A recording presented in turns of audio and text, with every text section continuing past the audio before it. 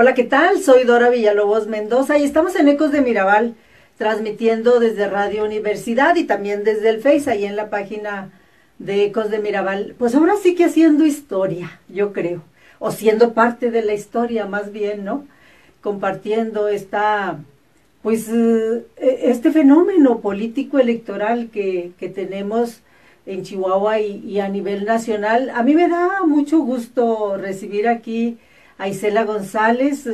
Yo creo que con nadie más podría hacer este análisis que yo quiero hacer hoy. Gracias, así es que yo te agradezco mucho, Isela.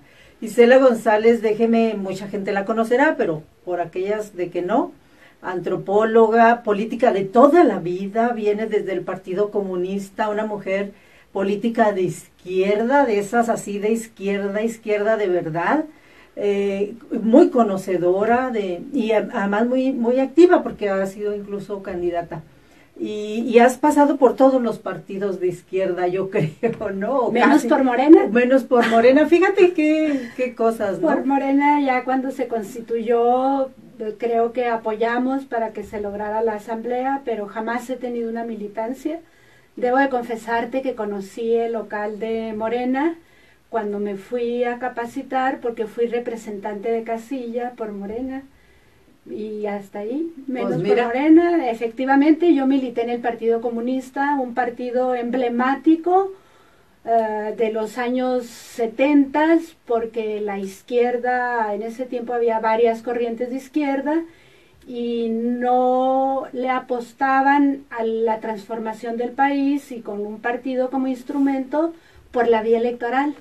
Ahí recordemos... Era la polémica, ¿no? Sí, era la polémica. Muchos de los que ahora fueron diputados y han estado pues en el refuego electoral, disfrutando de aquella lucha,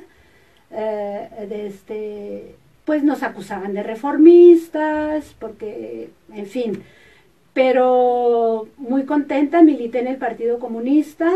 En el PSUM y en el PMS no milité, en el PSUM porque estaba en mi edad reproductiva, estaba teniendo mi familia, pero era sindicalista en Pemex, y en el PRD milité hasta el 2007. Me tocó la campaña del 2006 como enlace de medios del equipo de comunicación de Andrés Manuel López Obrador. En el 2007 dejé de militar en el PRD sin renunciar, sin hacer aspavientos.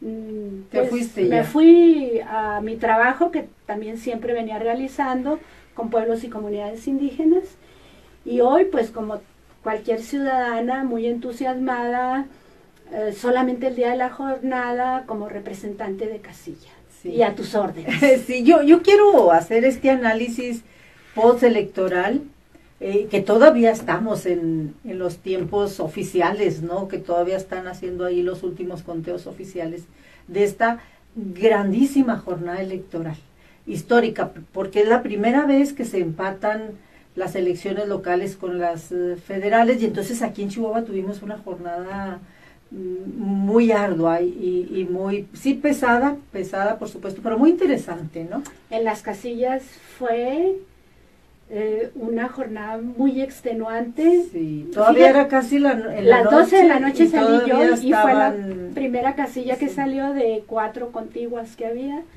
y fue muy complicado, muy tardado, más que complicado, tardado el recuento de los votos, porque eran elecciones locales, como bien lo ha señalado, elección federal con senadores, diputados federales y presidencia de la República. En lo local, ayuntamiento, sindicatura y congreso local. Sí, era mucho. Y habían dicho de antemano que se iba a tardar, porque pues es el mismo funcionariado, y contar todo, pues es como la doble chamba, ¿no? Así es. Y yo quiero hacer este análisis desde dos aspectos, Isela. Primero, a ver qué lectura le damos a este fenómeno de Morena. Morena gana a nivel nacional prácticamente todo. La presidencia obviamente, pero gana también el Congreso de la Unión, gana muchas gubernaturas, y en los estados gana también congresos locales y algunas presidencias. Gana Morena, gana López Obrador, todo el país, una buena parte del país ¿Qué lectura le damos? Ese es un análisis que quiero hacer. Y porque no es cualquier cosa, no es cualquier cosa porque viene a romper un bipartidismo histórico del PRI y del PAN, porque viene a romper no nada más un bipartidismo, sino que viene a cambiar sustancialmente en términos ideológicos el resultado electoral, porque si bien el PRI y el PAN habían promovido siempre una misma idea de gobernar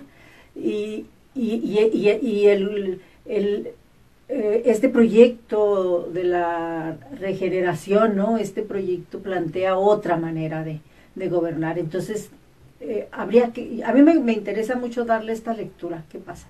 Y el segundo análisis es, bueno, ¿qué expectativas tendríamos que tener con un gobierno de izquierda? Estos dos. Por donde tú quieras le entramos y vamos, esperemos que al ratito se nos sume Cata Espino, dijo que venía. Me parece que es el inicio de mucho análisis que tendremos que hacer, ¿no? Sí, pues mira, ¿por qué este triunfo de Morena, tan como tú lo has mencionado, fue un triunfo donde Andrés Manuel López Obrador gana con el casi 53% de la votación? Es el presidente electo más votado de la historia reciente del país. Sí. Estuve viendo, por ejemplo, Fox, quien todos saben fue la primera vez que hubo la expectativa de la alternancia, por primera vez gana un partido diferente, la presidencia de la República, y ganó con 15,000 votos. Andrés Manuel está entre el 23 y 27. Las cifras que yo he estado leyendo son 23 millones de votos o 27, ahí le van dando. ¿Qué fue lo que pasó? Desafortunadamente creo que este país está hecho añicos. Tenemos una crisis generalizada de derechos humanos, tenemos más de 230,000 muertos en 12 años en el sexenio de Calderón con la guerra contra el narcotráfico. Tenemos más de 36,000 desaparecidos y desaparecidas. Ese es un primer indicador de por qué votó la gente ahora contra el PRI y contra el PAN. El segundo indicador es la desigualdad económica, más millones y millones en pobreza y pobreza extrema. Y el tercero, y no sé si ese pesó más en la clase media, que es la corrupción. Una corrupción que ya no se podía sostener en el país, y era una corrupción principalmente generada por la clase política. Ahí está la Casa Blanca de Peña Nieto, que es un escándalo. Están los contratos de empresarios al amparo del poder público, y esto es corrupción. Están los repartos de prebendas, los moches, que fue lo que más les dijeron a los candidatos en contienda. Me parece, yo estoy feliz. Yo, de verdad, ahorita... ¿No pensaste que vivirías para ver el cambio? Exacto, yo creí ¿no? que me moría y no veía este triunfo electoral. Vamos a ver si verdaderamente es un cambio no va a haber cambio de modelo económico. Andrés Manuel creo ha sido muy responsable en este sentido de dar buenas señales para los que están muy preocupados por la macroeconomía. Creo que está dando buenas señales, autonomía del Banco de México, etcétera. Pero creo que, como él dice, va a ser un cambio profundo y de raíz, y lo más importante, un cambio pacífico. En términos no sabemos si sea de izquierda, porque Morena es una amalgama de ideologías dentro de un partido. En la coalición no podemos desdeñar que estaba la ultraderecha con Encuentro Social, sí, y por otro lado la izquierda. Entonces, ¿cómo es? A mí no me asusta, no me asusta esto. Me sentí muy indignada por la alianza con el Partido de Encuentro Social, por lo que representa, sobre todo contra los derechos de los jóvenes y de las mujeres, ¿no? Eso ya es historia. Creo que a estas alturas del partido poca falta le hicieron en las casillas que sí, yo vi. yo creo que por eso Encuentro le Social apostaron, ¿no? está ahorita en la tablita por si pierde el registro, y los aliados por el mismo estilo. Creo que el PT lleva 5%, pero bueno, se trataba Se hubiera de... podido ir Morena solo, ¿no? Sí, pero bueno, pero pues bueno, no, se no había quisieron que arriesgar, arriesgar. claro, Y creo que en términos ya de un partido que gobierna, creo que debe de ser muy consecuente, de gobernar para todas y todos los mexicanos, independientemente de credos religiosos, independientemente de ideologías, independientemente de preferencias políticas, independientemente de orientación sexual. Debe de gobernar para todos y todas. Este país lo requiere. Y en ese sentido también Andrés Manuel, en su mensaje en el Zócalo, que yo no lo pude ver porque estaba metida en la casilla, pero bueno, las redes lo dieron, fue muy claro. En ese sentido, me gustó. Dio mensaje muy esperanzador. Creo que lo que no esperaba era esas alturas de miras del pueblo mexicano. No lo esperaba, porque salió una gran masa de gente a votar, inédito, en la casilla donde yo estaba. Y vamos, que no he sido la primera vez representante de casilla, se votaba máximo el 40%. Ahora se votó casi el 73% del padrón, de la lista nominal que teníamos en esa casilla. Yo creo que la votación en términos generales Andan llegó, en 63, parece, a nivel nacional. yo ¿no? creo que le pega al 70%, me parece, por los resultados.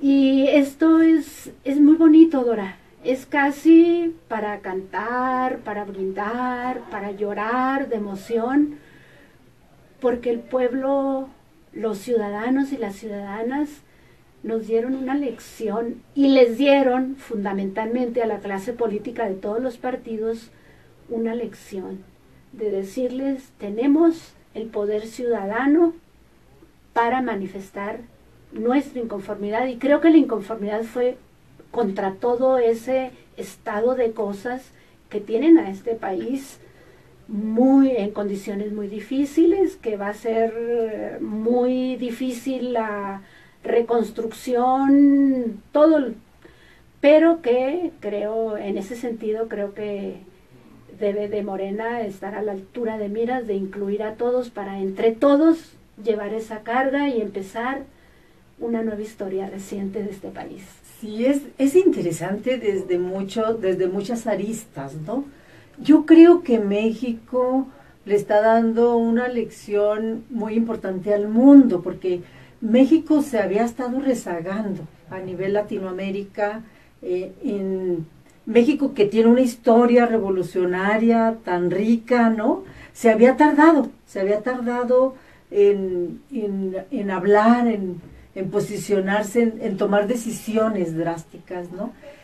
Y las tuvo que tomar, yo creo que las tuvo que tomar tan drásticas para que no hubiera duda, porque las venía tomando desde hace 18 años, ¿no? Las venía tomando, es más, desde el 88, yo creo. Yo creo que sí, yo creo que si hacemos cuentas, las venía tomando desde antes, desde Cárdenas, ¿no?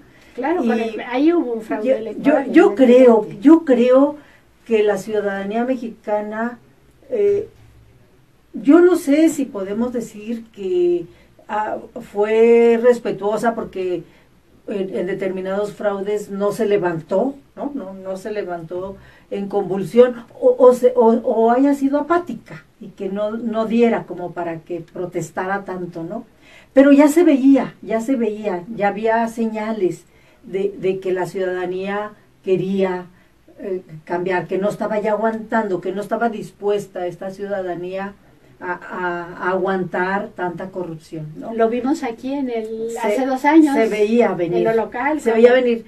Y de alguna manera le dio la chance, me parece que vale la pena a lo mejor un análisis más amplio en términos ideológicos, sociológicos, pero de manera un poquito más contundente, le dio la chance primero al PAN en el 2000 con Fox, ¿no?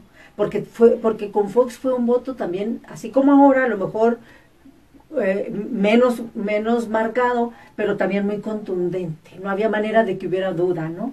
Y le dio la chance a Fox. Y luego, a mí me llama la atención cómo es que incluso le vuelve, bueno, viene Calderón, pero le vuelve a dar chance al PRI. Y está la duda, porque luego podemos sostener, y supongo que con mucha razón, pues que con Peña Nieto hubo fraude y que ganó López Obrador, ¿no? Pero como no fue tan contundente como ahora la diferencia, pues entonces siempre habrá la duda, ¿no? Y ya sea con fraude o sin fraude o como haya sido, pero regresa otra vez el PRI a gobernar México.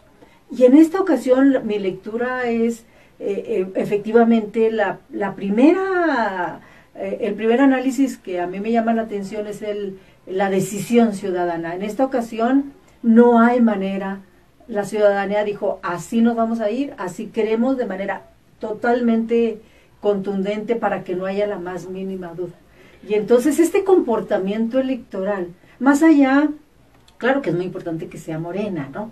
No es casualidad que sea Morena, pues, pero más allá de que sea Morena, este comportamiento electoral, además en un ambiente tranquilo, porque había por ahí dudas, yo sí llegué a tener todavía al final temores de que hubiera por ahí violencia o que hubiera o que el PRI, que ya no tenía esta capacidad seguramente de meter tanto mano, pues de que buscara a lo mejor convulsionar.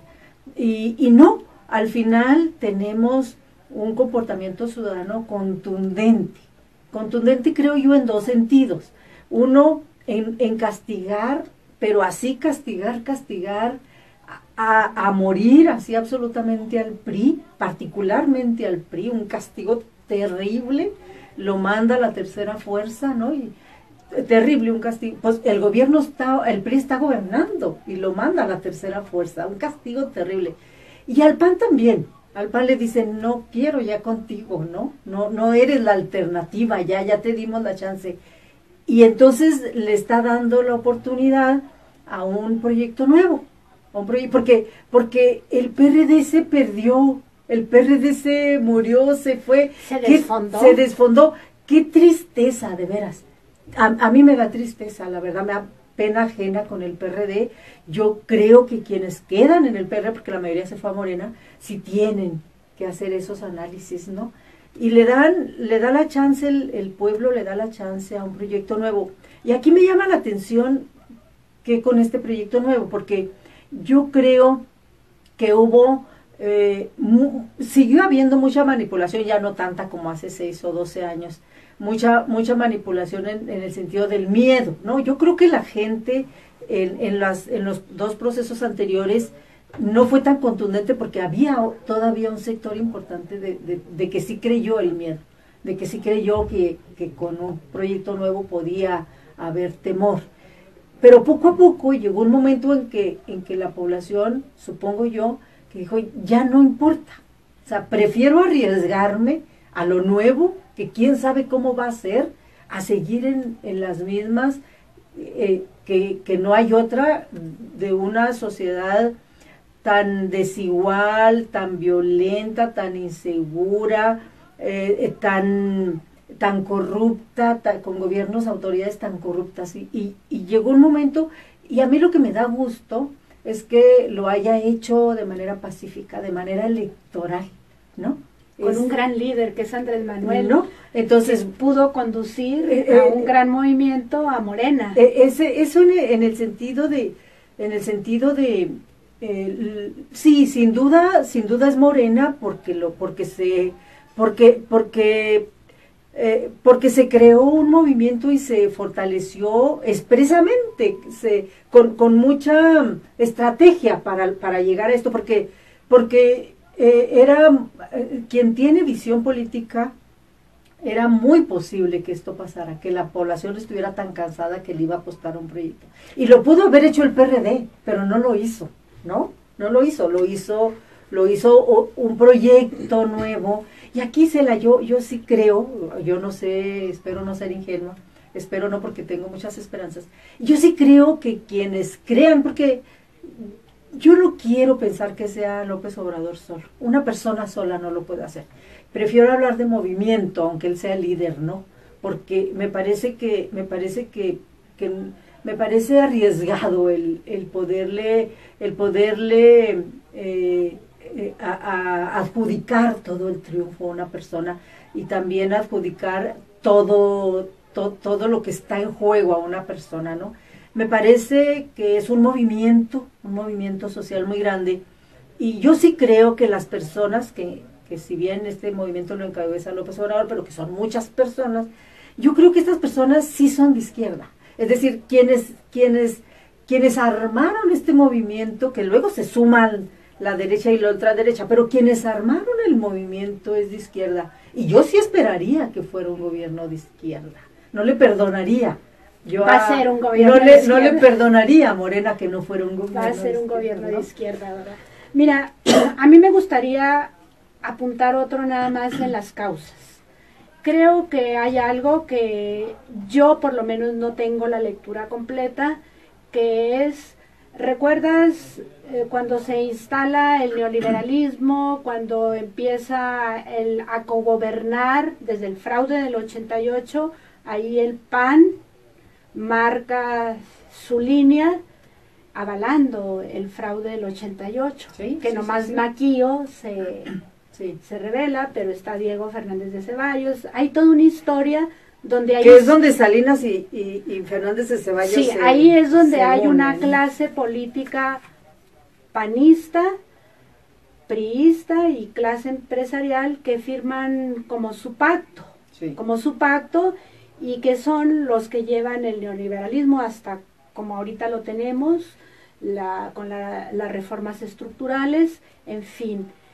Yo lo que veo, Dora, en esta elección, además de efectivamente Morena construyó, yo felicito a los compañeros y a las compañeras de Morena, porque los vi en todos los climas repartiendo su periodiquito Generación desde hacía mucho. Creo que estuvieron construyendo. Este movimiento no nace de la noche a la mañana y no gana de un día para otro. Claro, se construyó pero se construyó muy rápido, ¿eh? Sí, relativamente 4 rápido. años, creo. Sí. Pero creo que hubo una ruptura en la élite política. Hubo una ruptura y está muy visible cuando salen 2 candidatos, que pudo haber sido uno, Mid y Anaya. Y una ruptura tan profunda que ni siquiera la élite económica, que van juntos, la élite política, la élite económica, los pudo reconciliar. Acordémonos de cómo... Yo pensé que al final se iban a unir. Fíjate. Sí, de cómo, cómo los grandes empresarios desesperadamente los trataron de juntar, claro. Y ahí los análisis que yo he escuchado es que dicen que Peña Nieto no aceptó. Entonces hubo una ruptura de quiénes, de qué personalidades, pero de una clase política que muchos sostenemos que a nivel nacional era el PRIAN, que iban juntos. Desde hace un rato están juntos. Sí. Yo digo que sellaron su compañerismo desde cuando avalaron el fraude del 88, que no le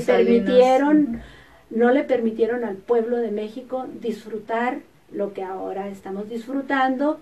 Fue lo mismo que sucedió con Calderón. Yo digo que Peña Nieto hizo fraude de otra manera, pero no tan burdo como Calderón. Yo estoy convencida que en el 2006 hubo un fraude monumental. Y hoy me pregunto, ¿qué hubiese pasado si no se da ese fraude?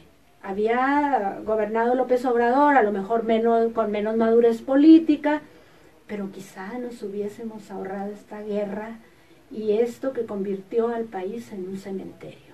Yo creo que esto también abonó esta ruptura que no está bien estudiada. Yo espero con ansias que haya estudios serios sobre esta ruptura que se dio en la élite política y económica de este país. Y digo política porque la élite económica, sí, los grandes oligarcas de este país trataron al final de que fueran juntos. Después empezaron con una guerra sucia. La guerra sucia estuvo a todo lo que da. Y ahí es la madurez de la gente. Sí. A mí me llegaron de 3 números diferentes.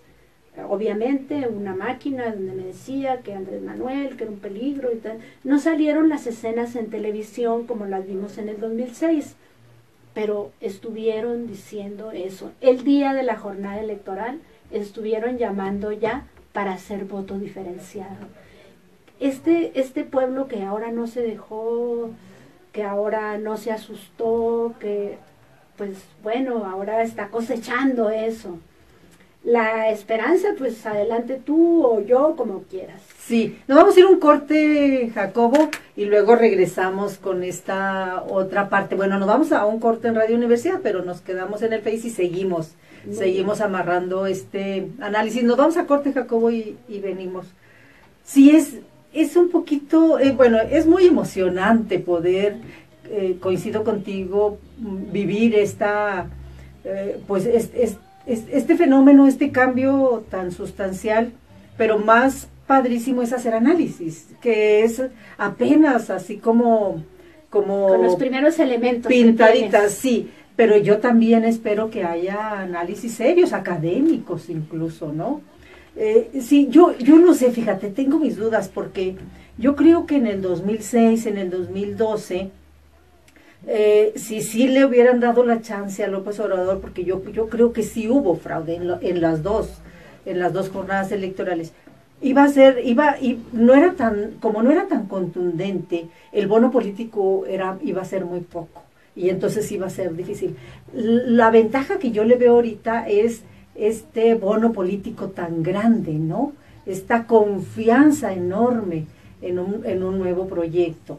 Y bueno, pues ahí también está la otra parte, que entonces es un compromiso y una responsabilidad tremenda. Yo no dudo, fíjate, yo sí quiero ser como muy clara, ¿no?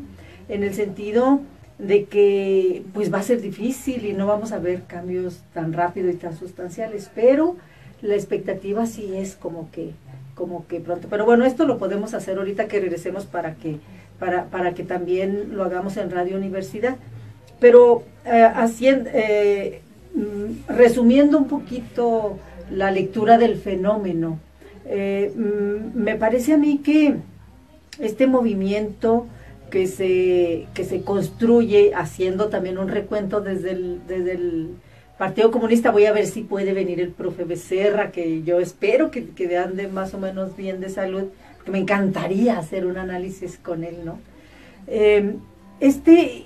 Morena, este movimiento de regeneración nacional, me parece que es el resultado desde una lucha desde el PC. Es decir, no es haciendo un análisis histórico, no se desliga. Es más, es la misma gente.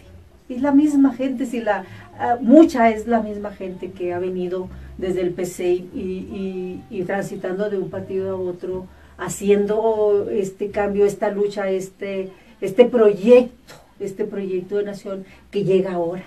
Porque luego se nos puede olvidar, o mucha gente nueva piensa que es como una ocurrencia nueva. No, viene desde allá. Hay muchísima gente en Morena y mucha gente que está liderando del Partido Comunista. Regresamos, estamos en Radio Universidad, en el programa Ecos de Mirabal, transmitiendo también en el Face, que no nos hemos ido, aquí seguimos en la página de Ecos de Mirabal, y en Radio Universidad. Estoy platicando con Isela González, antropóloga, enfermera, activista, derecho humanista, feminista, Por supuesto. Y bueno, pues sobre todo política, yo sí te ubico como política, fíjate.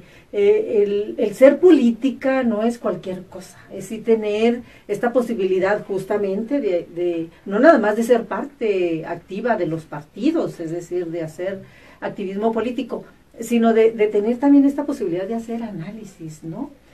Entonces, yo decía ahorita en el corte, que no nos fuimos del Face, que este resultado electoral no es casualidad, ni es así como aislado. Yo sí lo veo como el resultado de una lucha que viene desde los 70, desde el Partido Comunista, que discutían si se iban o no como partido, si se formalizaban como partido y le entraban a las elecciones, ¿no? Obligamos a que pero además lo sacaran de la clandestinidad. Sí, porque además el gobierno no quería registrar a la izquierda como partido, sí, ¿no? Ahí, Dora, porque sé que nos pueden estar escuchando gente que es heredera del pensamiento. Recuerda que en los finales de los 60, el 68, y luego viene toda la guerrilla en México. Es cuando hay en este país hay infinidad de grupos guerrilleros, donde estaban ellos también con su lucha de transformación por la vía armada, el Partido Comunista, que muchos guerrilleros eran semillero del Partido Comunista, pero creo que estas dos cosas, la lucha por la vía electoral del Partido Comunista, tuvimos un candidato que no estaba registrado, ahí se obliga que hay una posición política en este país que quiere que la izquierda figure en lo electoral, pero creo que viene una reforma muy interesante política que da amnistía a los guerrilleros, pero que quita de la clandestinidad, saca de la clandestinidad, le pone la vía de salir de la clandestinidad al Partido Comunista y convertirse en un partido que disputa por la vía electoral. Llegamos a tener, creo que el profe Becerra fue uno de los primeros candidatos, de la primera legislatura donde hubo del Partido Comunista. Estuvo el profe. Sí. Entonces, es ahí, y bueno, ya lo demás viene sumando, yo para no aburrirlos con el Partido Comunista, que es el partido de mis amores, porque es que es el cimiento de y además es donde me formé de este resultado. Me parece que si no lo decimos así, si no lo entendemos así, entonces no conocemos la historia. Sí. El Partido Comunista puso estos cimientos y además con una visión muy clara de que no iban a ganar. O sea, le entraron sabiendo que, bueno, las primeras décadas no iban a ganar, ¿no? Algún día iban a ganar, pero que esa iba a ser la lucha, pues.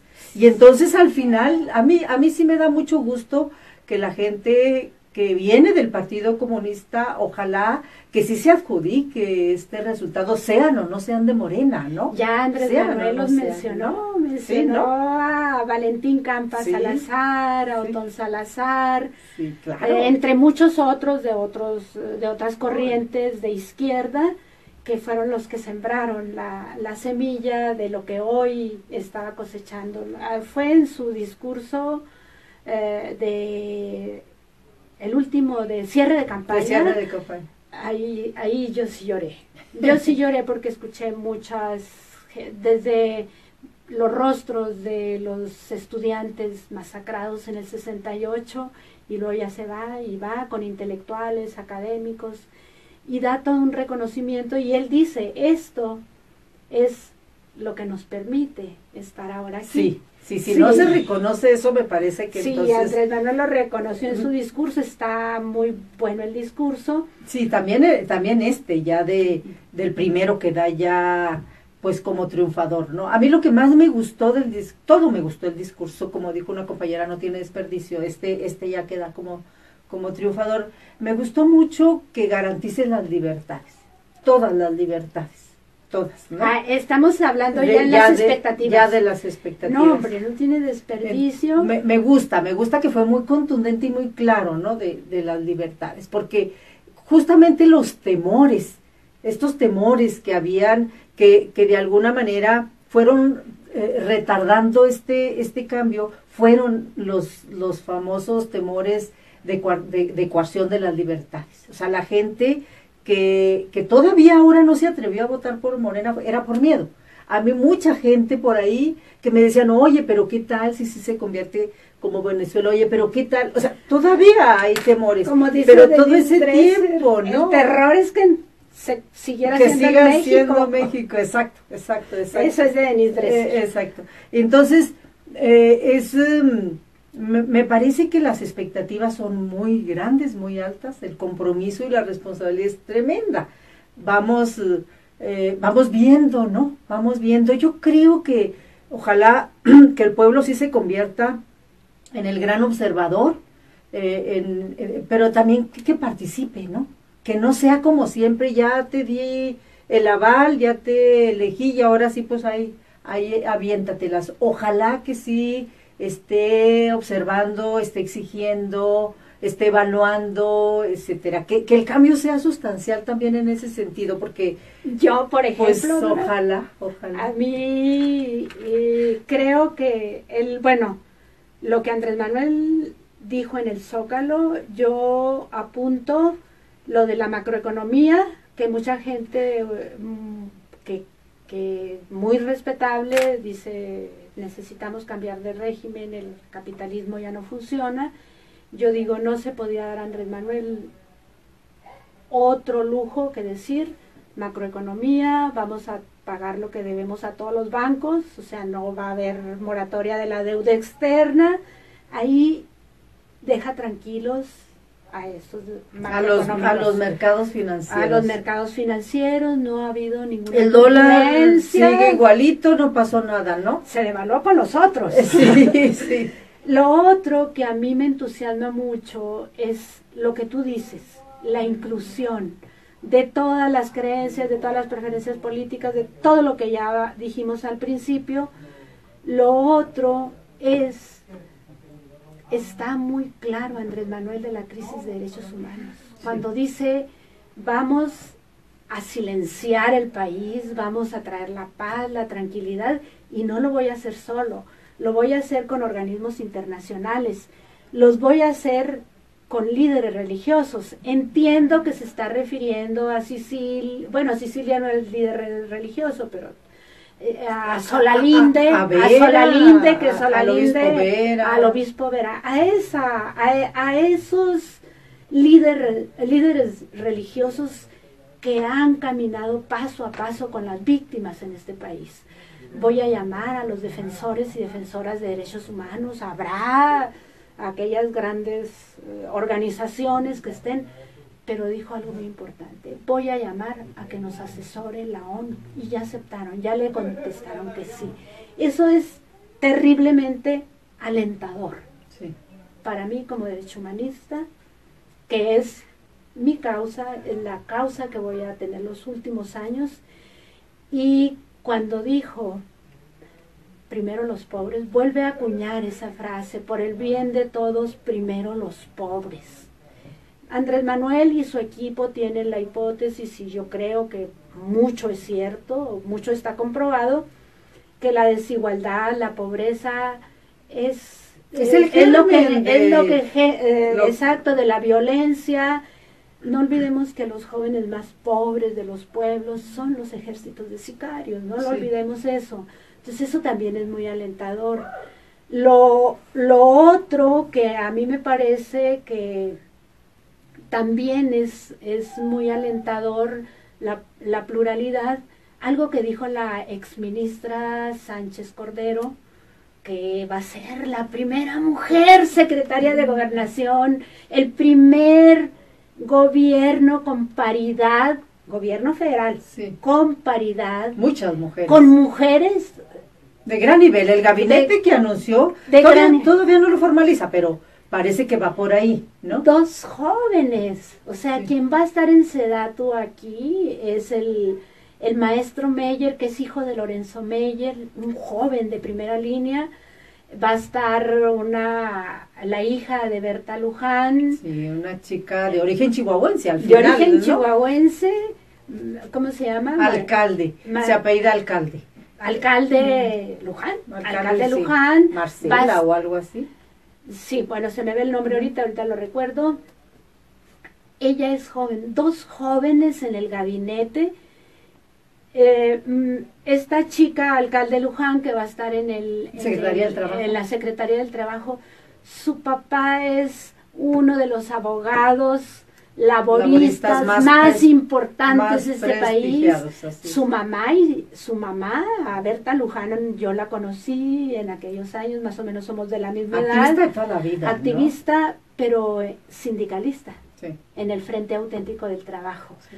Entonces, yo estoy así, claro, hay expriistas, este gobierno tiene que ser plural, no sé, hay panistas, les hago particularmente espino, yo así como lo veo con reserva porque es ultraderecha, y la ultraderecha para mí es muy peligrosa sí.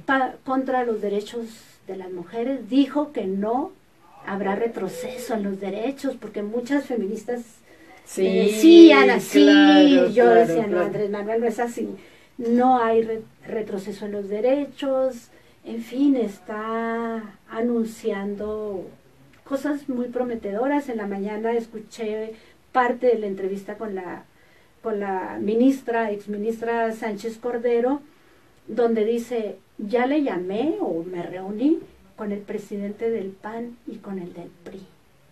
Ya mandé las señales, ya dije que aquí cabemos todos, que en la Cámara de Diputados y en la de Senadores, a pesar de que tenemos una bancada muy fuerte, no habrá mayoriteos como se estaba acostumbrado, se tendrá que dialogar con las fuerzas, se tendrán que sacar cosas en consenso, como el fiscal anticorrupción, posiblemente haya una reforma constitucional.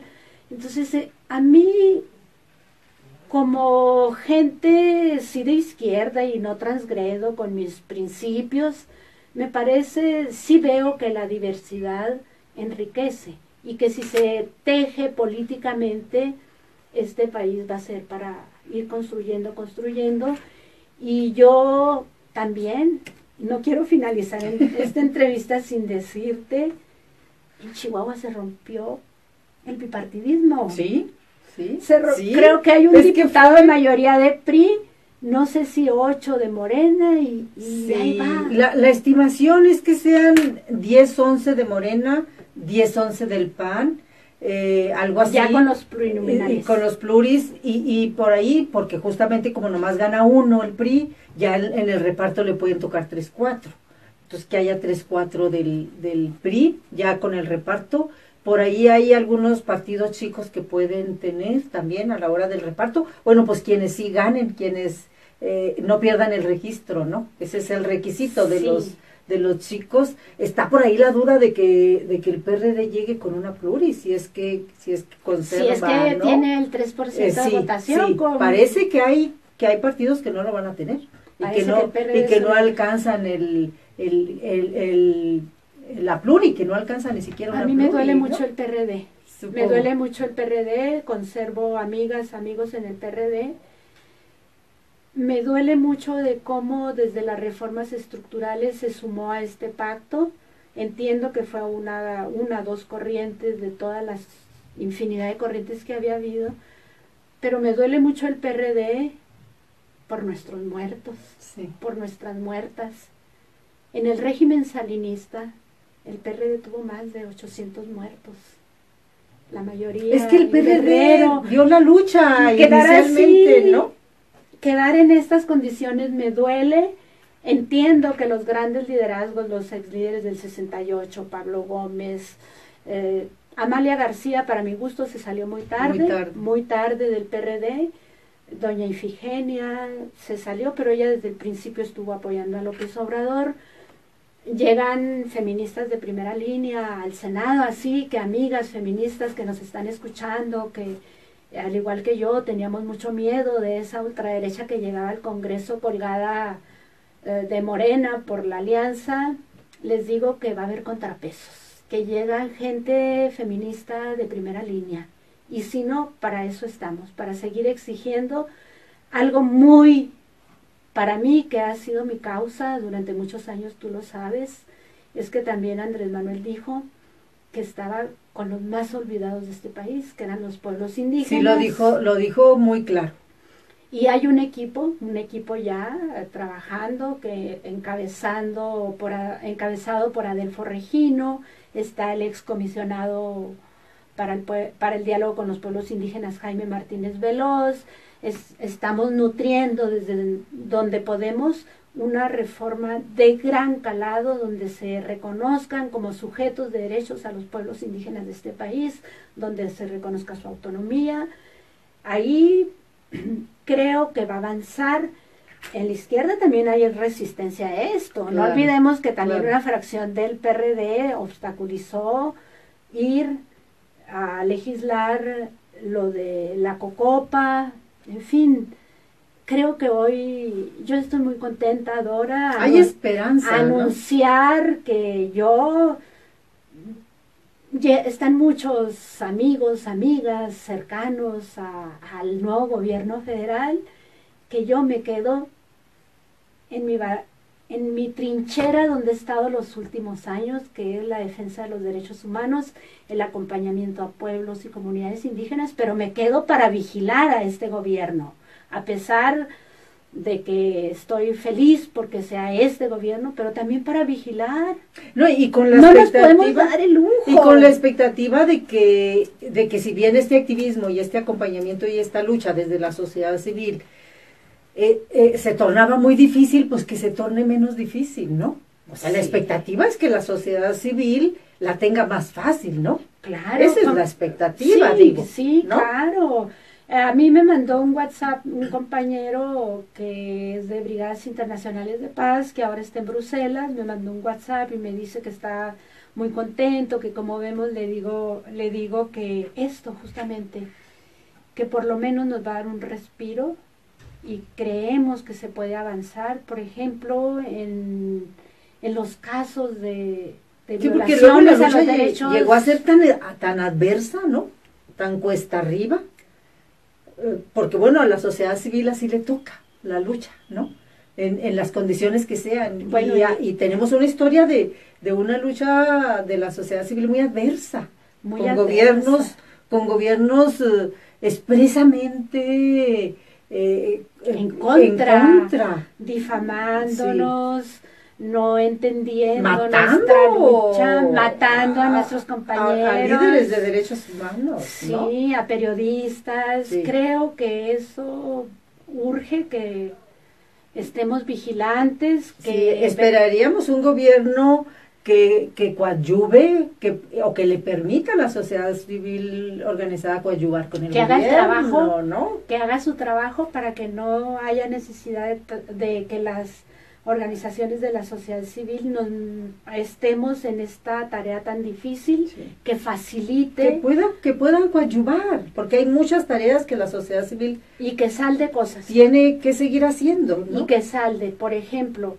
la protección a las y los defensores, a las comunidades indígenas que en este momento están en alto riesgo, la garantía de justicia, de no repetición y de reparación del daño en la violación de los derechos humanos. Este gobierno tiene la responsabilidad moral de asumir eso, que no pudieron los otros, no quisieron, y que hay mucha gente en riesgo, los periodistas, las periodistas, en fin, yo estoy muy sí, para eso cuando tú dijiste ¿quién va? Yo, claro.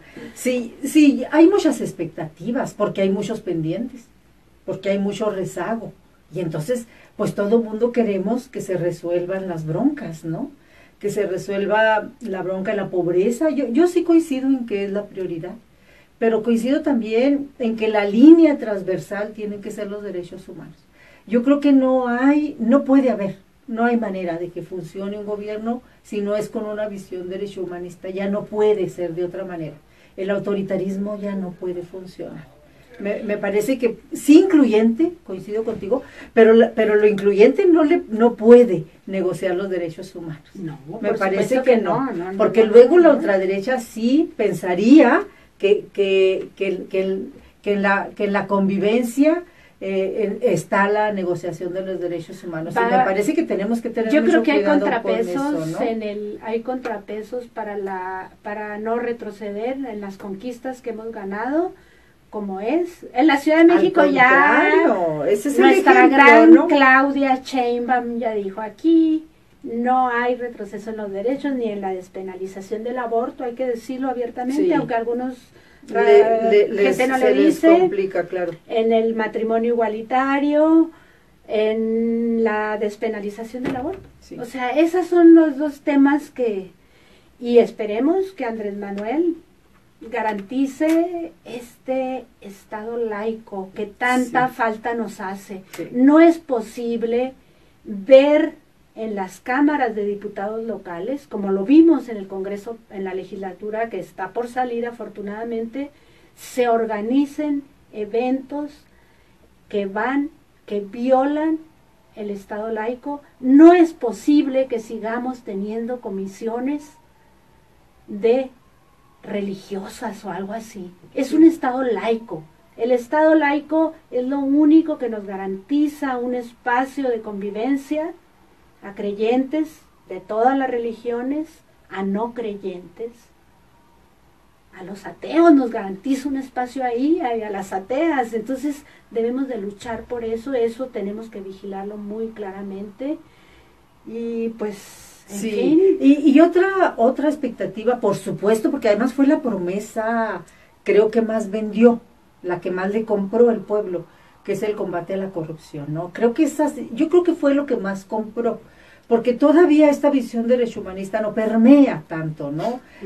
Me parece que todavía es todavía muy poca la gente que insistimos en los derechos humanos, pero el tema de la corrupción sí.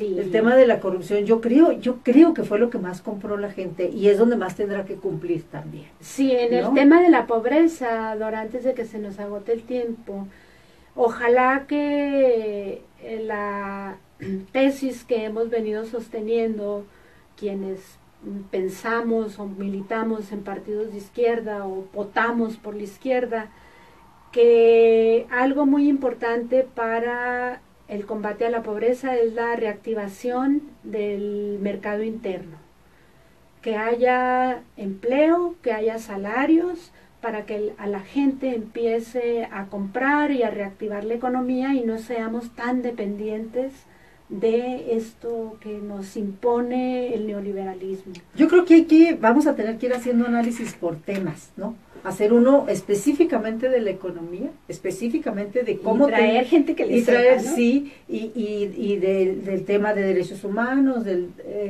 yo creo que hay que empezar a hacer análisis temáticos, ¿no? Vale la pena, yo creo. ¿Qué esperamos? ¿Qué esperamos de un gobierno de izquierda en el terreno de la economía, en el terreno de la política, en el terreno de la cultura, en el terreno, etcétera, etcétera? Me parece que lo tenemos que hacer, ¿no? También, aunque parece muy frívolo y alguna gente dice, ay no, pero son imágenes simbólicas que se le van quedando a la gente, la sencillez con que se conduzca la clase política, empezando por Andrés Manuel. De Andrés Manuel no tengo la menor duda. Hoy en la mañana yo me lo imaginaba en el segundo piso del periférico porque estaba escuchando con Carmen Aristegui, ni modo, yo es a la que escucho, que estaba narrando que Andrés Manuel ya iba a una reunión con su equipo de trabajo y de ahí iba a entrevistarse con Peña Nieto. Yo no he visto esa imagen porque he estado trabajando toda la mañana, pero que iba en su Jetta blanco con un par de motociclistas ahí acompañándolo, y esa austeridad de Andrés Manuel, yo soy así, Dora, yo soy muy austera. Ojalá que no la cambien, ¿no? Ojalá que se mantenga, porque son imágenes para el pueblo que parece que no tienen importancia, pero son imágenes de no ver esa clase política tan petulante, lleno de escoltas, en sus camionetas, esas familias de los últimos presidentes, donde tan enriquecidas, con los vestidos de mar, bueno, carísimos, y gente que se muere de enfermedades curables. Eso en este país ya no puede suceder. Sí, ya sí, no. el tema económico, el que incluye el tema de la pobreza, es todo un tema prioritario, ¿no? El tema de derechos humanos, considero, y el tema de la corrupción. Van de la mano, es que van de la mano, no puede haber una política pública sin una visión integral, ¿no? Yo creo, porque hay mucha discusión de no es cierto, la corrupción, cómo la combates, si ya es un cáncer, no la puedes combatir. Yo sí creo que sí puede ser de arriba hacia abajo. Yo sí creo que si un presidente no es corrupto, y tiene interés en que no haya corrupción, bueno, pues tendrá que estar pendiente y tendrá justamente que dar indicaciones y tendrá que tener gente que garantice, no nada más que no sean, sino que no permitan la corrupción. Y por supuesto que no será de la noche a la mañana, pero yo sí confío en que sea una política pública con un esquema sencillo que vaya combatiendo la corrupción sin tanta, porque luego dice, ¿cómo le van a hacer?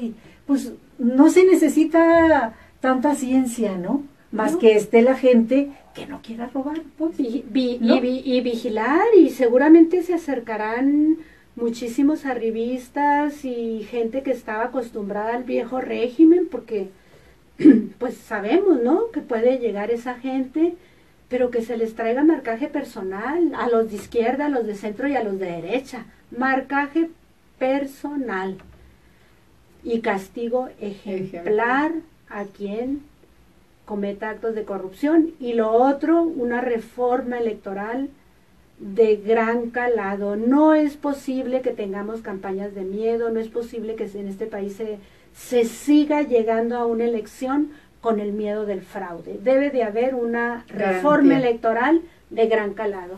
Isela, muchas gracias, se nos fue el tiempo, pero será el primero de muchos análisis que yo quiero que hagamos acá. Sí, me gustaría que trajeras al profe Becerra, porque se lo merece también. Sí, yo creo que sí. Muchísimas gracias, Jacobo, gracias, Isela, gracias a usted que nos escucha, a la gente que nos ve en el Face. Hasta la próxima.